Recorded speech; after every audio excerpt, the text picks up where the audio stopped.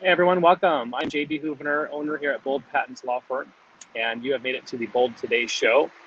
This is out of the office, as you can tell. We're out and about, doing a little bit of vacationing, as you may be yourself. So as you begin to join in, just a little disclaimer for those that may be the first timers. We don't want to talk about anything confidential here today, but this is a live Q&A session. I am a patent attorney, and I'm happy to answer anything related to inventions, patent law, intellectual property, you name it. So bring it on. I'd love to see those live questions come in throughout this broadcast. So we'll try to go for about 20 minutes, a half hour, if we get good engagement. And if you are joining us after the fact, this is not, after it's recorded, feel free to give us a like and comments and see if you maybe have any other subject matter you'd like to hear about. I'd love to, want to get, do the topics that you guys want to hear about. Today we have a special guest, one of our clients. So they're being brave and they're bold, I should say, to be able to come on this broadcast with me. And he's going to be speaking with us about a topic that is just not going away. These wonderful devices we carry around in our pockets, electronic devices, smartphones. How do we use them better? How do we get more out of them, make them more ergonomic, fit in our life? So Sam will be coming on here shortly, so hang on for that. I will be attempting to do answer avo.com questions. So if you're listening from Avo, you can skip forward to the end of the show, but I encourage you to listen in. Maybe some fun content you didn't know you needed. So be glad to have you. Pajush, good to see you. Thanks for joining from LinkedIn. So we are broadcasting across LinkedIn, YouTube, as well as Facebook Live. So we have 3 different audiences. So keep those questions coming in, and we'll and also not just for me, but for our guest as well. Put him on the spot as we bring him on. It'd be good to see that. Okay, well, let's see. So the order of events, we're going to do our guest, then we'll do Avo questions, and then I'll do any live Q&A. Of course, I'll take that as a priority for any of those live viewers. So let me bring on our guest and introduce him. Here we are. Hey, Sam, welcome to the show. Welcome. All right. Well, good to see you. I want to just make sure everybody knows this is a client of ours. He's patent pending. With a very interesting product for an electronic device, but I've got a feeling he's got a lot of things up his sleeve, and he's an inventor. Like hopefully a lot of you guys are too. So I bring these inventors on, like Sam, to help encourage inventors that are thinking about it. And Sam, hopefully you can share your story a little bit before we jump into your invention. How did you get started, in inventing? Do you mind sharing kind of your passion story with us? Sure. So yeah, I've ever since I was a kid, I always had an interest in inventing, taking things apart, learning to use tools, learning different materials, trying to figure out a better way to do something. And it was something that I really kind of, I learned to work and fix all kinds of different things, but I didn't really get into actually making too many inventions until about 5 or 6 years ago when I started getting into 3D printing.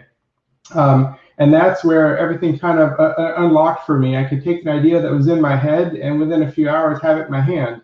And then, it just became one of those things that kind of snowballed from there. And a lot of ideas that I've been working on in my head or drawings for years kind of started coming to reality. And so, yeah, it just was kind of a process. And now at this point, I have a basement full of all kinds of machines and tools and parts and materials to build all kinds of things.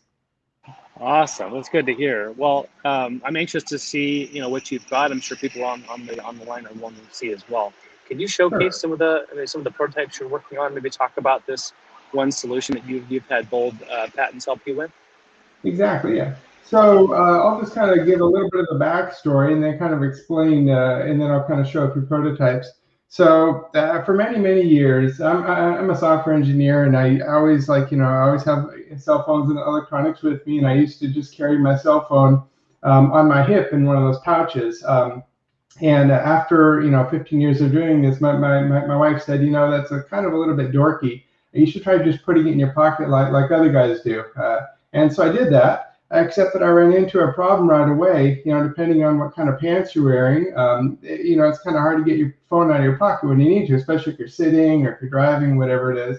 And so I thought, well, what if I could just figure out a way that I could 3D print something that would be kind of a little hook, something that would kind of let my phone hang in my pocket from the top of the pocket, and instead of it having to fish it out. So the very first version that I came up with, I don't know if you can see it on the screen. Here we go. I have a second camera here. So the first version of the idea was very simple. It simply had kind of a little simple curved clip and a base that would attach to the phone somehow.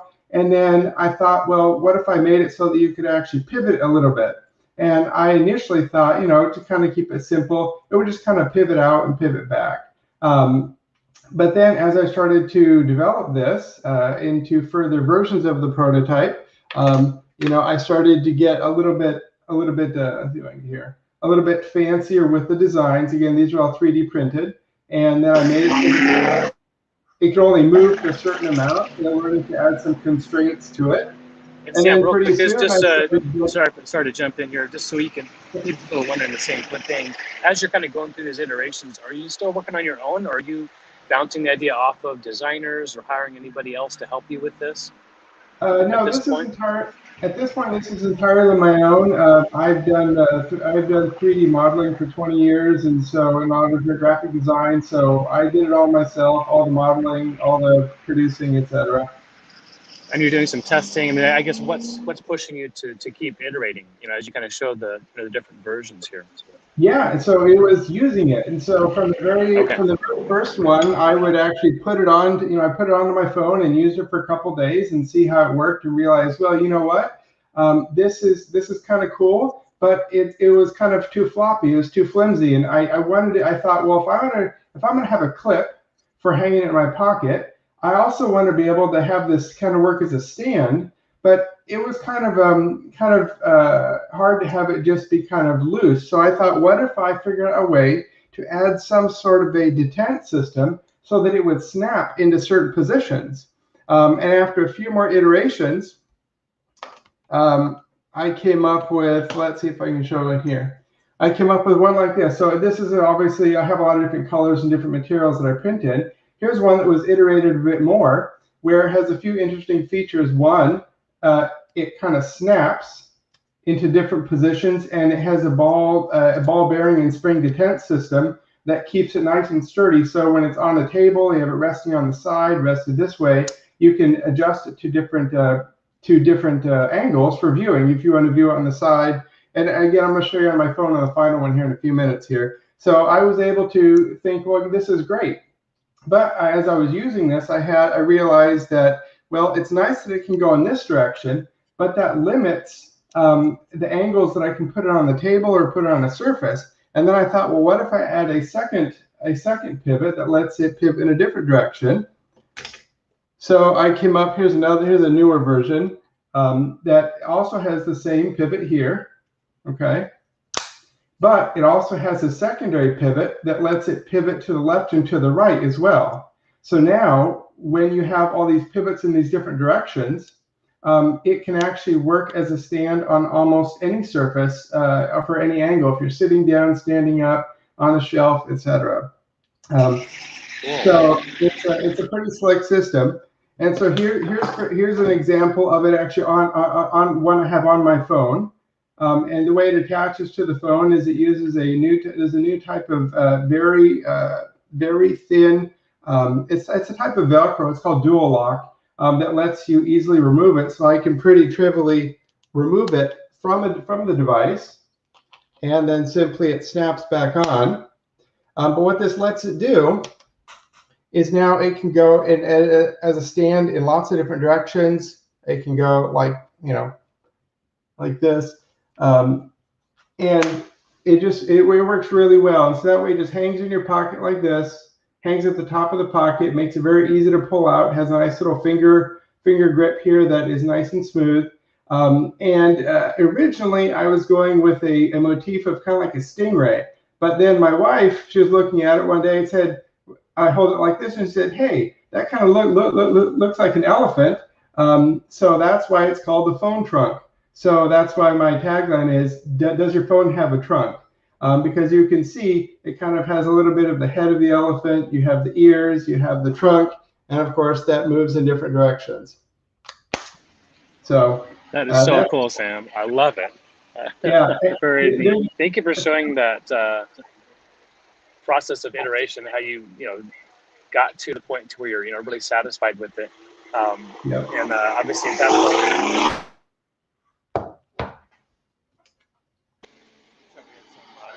audio there. Yeah, it looks like you're ready to get that filed. And what's cool about your non-provisional you got filed is it's not, you're not locked into one exact functionality. Exactly. There's a lot of different options when you draft a utility patent application. As I'm sure Randy and those that helped you with the application. It's we're going to protect this one version that you're hoping to go to market with now. And then other versions as well. So talk to us about if you're going to be going to market, what's your plan to sell?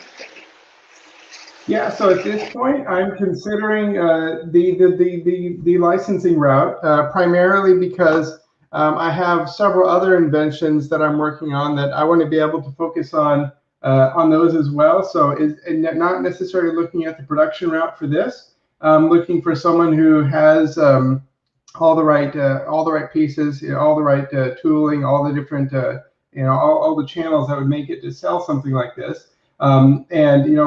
The one nice thing about this is that it's incredibly, you can customize it. You can see all the different colors I've shown. And one interesting feature I didn't mention earlier is that the actual clip here that is used, and this is the clip that works for the that works for hanging on a surface, and it works for a pocket, it works for like a bag, works any place to grab it. And the design is a progressive tooth that it works for thin materials, for thick materials. But the cool thing is that even at the top here, it uses a standard binder clip, which those come in lots of different colors. You've got them in the silver, you got them in, obviously in the black. They have different color ones. Here's one that's in purple, and those can actually be customized a little bit too. So anyway, yeah. So for me, I'm looking for an opportunity of someone who has everything else that I would need for licensing purposes. Excellent. Wonderful, wonderful. Well, thank you for showcasing that. And so if anyone needs to get hold of you, is that the best way? The Sam at acmegeek.com? Is that the best contact? That is correct. Okay, perfect. Well, and I love the phone trunk, and hopefully that would be the name as it goes forward, even if it gets licensed out as well. I think that's an awesome name. I think every phone deserves a trunk. Exactly. Or a frunk, for that matter, right? We've seen a lot of those with the electronic cars coming through Teslas. So cool. If you guys have any questions for Sam, keep them coming. Sam, I will put you backstage for a little bit. We'll keep you there. I'll try to answer a few of these awful questions that have come in. Again, thank you for being with us. We'll have you on in just about 5 to 10 minutes, okay? Thank you.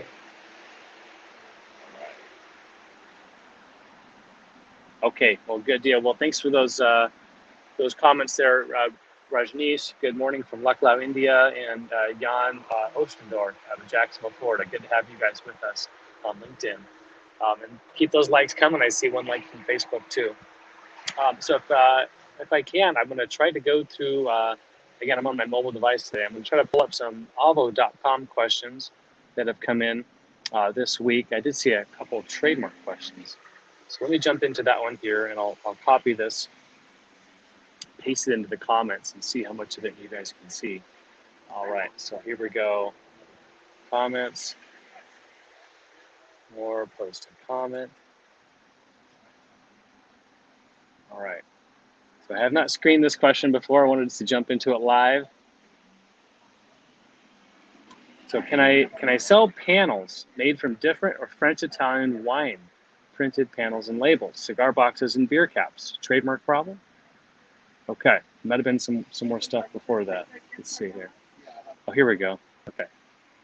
So can I sell panels made from different French Italian wine printed from the labels? I retired and I'm thinking to create a different product from panels and trays to sell as a woodcraft using different used printed woods from wine panels or wine labels.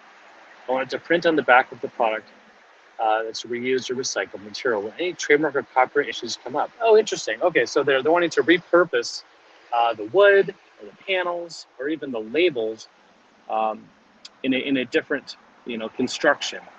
I'm trying to see if I missed what it is they're actually making. A different product. So they want to make panels and trays with labels from cigar boxes and caps and that kind of thing. Okay, so I think I understand. The question here is it going to be a confusingly similar use? Okay, trademark law is specific to the type of use. Okay, and so let's just pick cigar boxes. Okay, um, so if you know, let's say ABC Cigars. Sorry to keep such a simple, you know, name, but ABC Cigars has got their label, right? And you've purchased their cigars, and you're going to repurpose the box. You want to use that box for a tray, okay? And you want to maybe even sell that tray. The question is, you know, are you competing with ABC Cigars by selling a tray, okay? And the answer is probably not, okay? So you're probably not going to be, you know, confusing the market of people purchasing trays, confusing that with someone who sells cigarettes or tobacco products. So in that vein, I think it's extremely low, you know, confusion in the marketplace. So I think it's an extremely low risk. Certainly there is a technical, okay, copyright issue if you're taking any words or images that are on that box. Let's say they hired a photographer, or if they've got a specific type of imagery, or poem or saying or slogan. If you're going to be using that on your products, yeah, technically there is a copyright infringement concern. And if you are going to be selling that using the slogans, using the wording and the images, yes, you would need to get permission from that copyright owner. That's the legal answer. The bigger, kind of more macro question is: do you think, as the the one selling these panels or reconstructed structures and crates of sorts, are you looking to go big? Are you trying to sell millions of these articles across the world? Or is it more like a kind of a hobby? You want to sell it to some kind of friends and family or local community? And if it's the latter, it's not worth the hassle. You know, trying to go through the hoops and trying to become completely 100% legal in terms of the copyright and trademark risk exposure. But if you are going to be selling online and you want to make a big run at it and go for it, it is probably something to make sure you cross that wicket and get that copyright information all cleared up. So hopefully that's answer your question.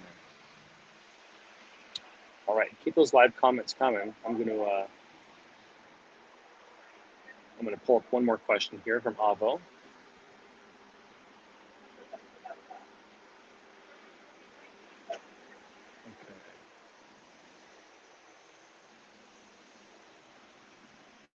A lot of trademark questions have popped up. Okay, I'll pull this one up here. We may just do this one more. Okay, I'll go to comments. And for our YouTube group, it kind of splits up the comment in a bunch of pieces, so sorry about that. Okay, so here we go. All right, so here's the question. Does a screenshot of an email or Instagram page work as a service specimen for a US trademark? Based out of Chicago, Illinois. We're applying for a trademark on yoga services with the USPTO. Does a screenshot of an email or Instagram page work as a specimen for a US trademark? In some cases, then what needs to be included? If yes, well, what needs to be included in there? The name and logo of services offered, what prices need to be listed, it would be sufficient to say. Good. I think, and so I want to just caveat this with the fact that I am a patent attorney and I don't spend a lot of my time working on trademark cases. We have a trademark attorney here at the firm that maybe will answer some nuanced questions related to specimens. I do know that the law of trademarks says you must demonstrate that you're using the name or the word mark or design, whatever you're seeking to get registered, in commerce. So you have to go prove that you're using that actual name or the mark for the sale of goods or services. And so I'm pretty certain that you would need to demonstrate, on a website. And certainly a screenshot of the website would work, as long as the examiner could pull up the same site themselves. I think it'd probably be wise to include the URL of that screenshot. And if it's using the word, let's say, Leaf Yoga, right? Leaf Yoga Studios, if that was your term. And Leaf is the actual word mark. If LEAF, Yoga Studios, if that's spelled out and if that's in the description on that website, on the screenshot, it's offering services. I think even better yet, if there was actually a price included, right? Or some sort of terminology around, hey, you can hire me for this service if you click this link, if you take some action, if you call now, and here's our contact information, right? A very clear specimen showing that it is for sale. And the services of Leaf Yoga are available on this website and through commerce. And that would be sufficient in my understanding of the trademark law. So thank you for that question on specimen. Okay, if anybody has any live questions, I'm going to make sure to take those up front. So please make sure to put those in the comments. I do have time for one more. I'm going to see if I can find a patent question. A lot of people have been asking about trademarks.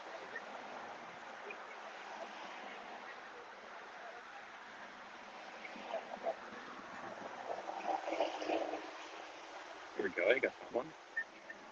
Okay. This question is out of Houston, Texas, and this will wrap us up here.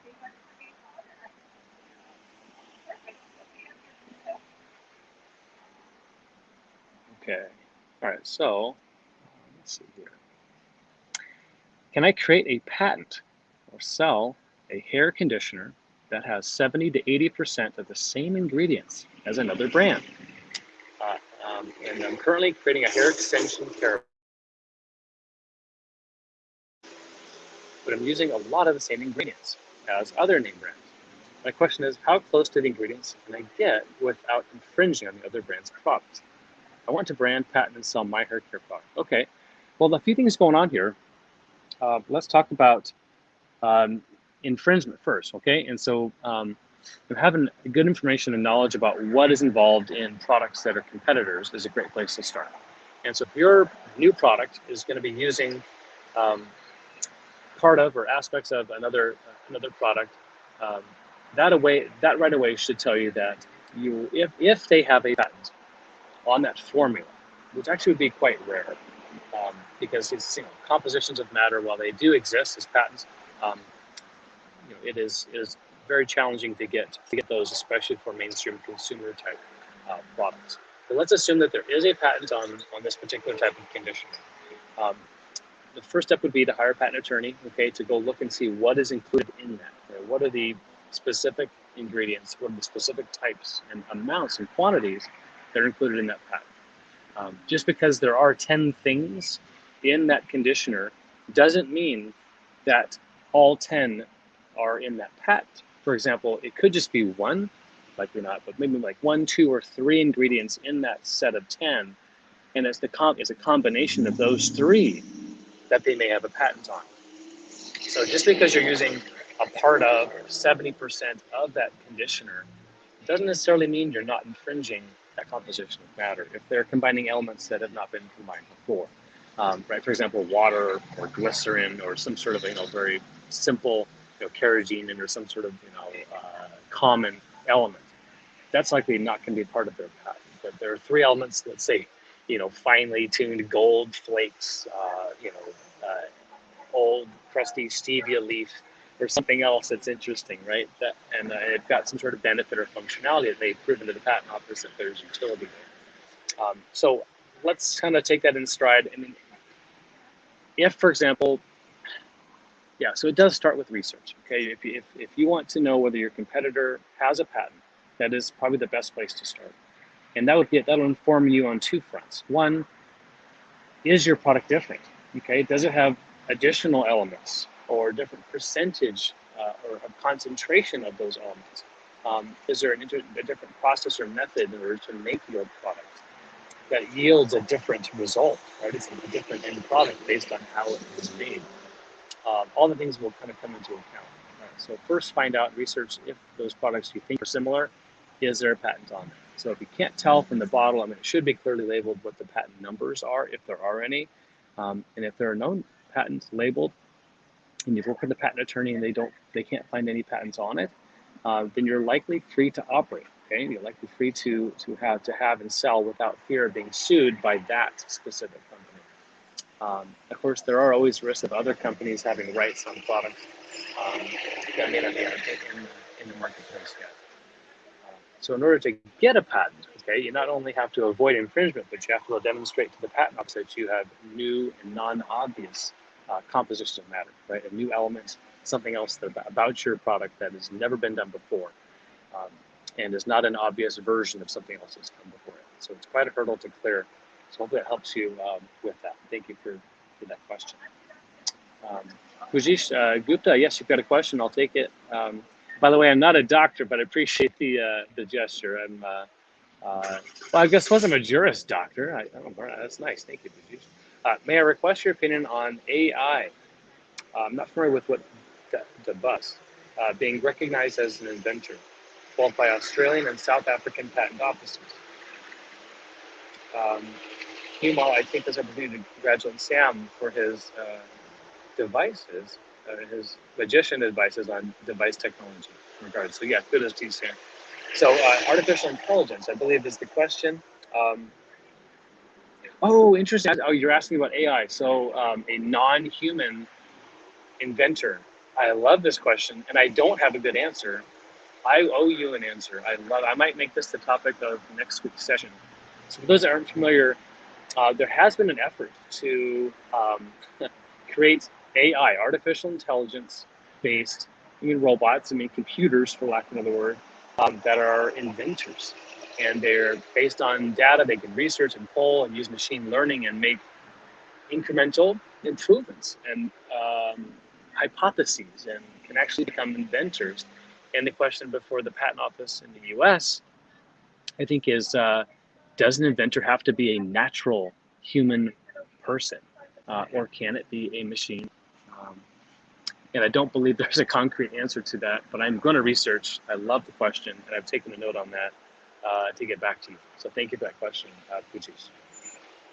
Pajush, sorry. Okay, let's bring Sam back on to wrap things up. Sam is patiently waiting backstage, if you will. Sam, how are you? You're good. Good. All right. Well, you got some nice kudos from overseas from Mr. Gupta there on your products. I'm sure he's not the only one, but we all appreciate you coming on and sharing your invention. Thank you. Appreciate it. For sure. Well, Sam, if you wouldn't mind sharing just a couple words about your experience with Bold Patents here as we wrap up. Yeah, the thing about Bold that was awesome is the communication was it was right away, very personable. I didn't feel any pressure, and they explained all the steps of the process. It was very clear. I didn't have any doubts. I didn't really have anything that wasn't unanswered. It was just a very smooth process. So. Thank you very much. I appreciate those kind words, and Sam, we'll definitely bring you back on. I want to hear how the royalties are going, right? Exactly. once you get that license deal made, we're going to get you in touch with the best referrals we have. But we are not the only answer. If anybody's listening that has a nice avenue and someone who may be interested in taking a license on a device like this, please let me know. Please let Sam know. I'll put his contact information here after we get done going live. So for Bold and for all of us here at the firm, we thank you for joining our live stream. I'm here every Wednesday, 9 a.m. Pacific and noon on the East Coast for the Bold Today show.